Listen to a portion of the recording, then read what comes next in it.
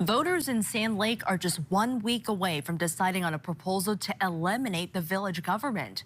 If that happens, Nelson Township would solely run local government. News 8's Kyle Mitchell explains what supporters and opponents of the proposal are saying about this vote. A disincorporation vote requires more than a simple majority, and we'll soon know where Sand Lake voters stand. Voters across the village of Sand Lake are expressing their opinions about what should happen with the village government through the signs in their yards, but will soon decide at the ballot box. Michigan law requires a 2/3 majority to approve disincorporation. I think there's a lot of dissatisfaction with the administration that was here, and I think that boiled over with the fire department fiasco. Village President Dan Hula was recently appointed to the position after a majority of the village council abruptly resigned. This came after a dispute over the village fire department, where previous leadership planned to stop providing service to Ensley, Pearson, and Nelson townships. The new board agreed to sell the fire department equipment to Nelson Township, which is continuing to provide service to the community. We're residents of the village, and we want to represent every resident in the village. I don't care whose side you're on. There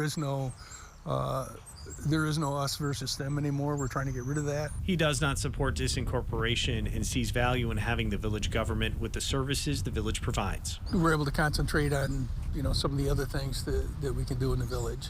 Like I say, the roads being one of them. We do have a cemetery that we take care of. We have a park that we take care of. And there's a lot of, we do leaf pickup, brush pickup. We do have a water and sewer system. Supporters of disincorporation say the issue about the fire department is just part of a history of distrust and decades of failure to properly manage taxpayer dollars. Many feel they have the support to overcome the hurdle of a 2/3 majority vote. I'm hoping everybody will see what has happened here and help. Marty Helton may have the biggest sign in the village supporting disincorporation. Transparency was gone. They didn't communicate with nobody, not even some of their council members. And it was that way in the past, too. Helton says paying taxes to two local governments, the village and the township, does not make sense, and the village government has wasted money. We want Nelson Township to take over. Voters will decide in the May 5th election. In Sand Lake, Kyle Mitchell, News 8.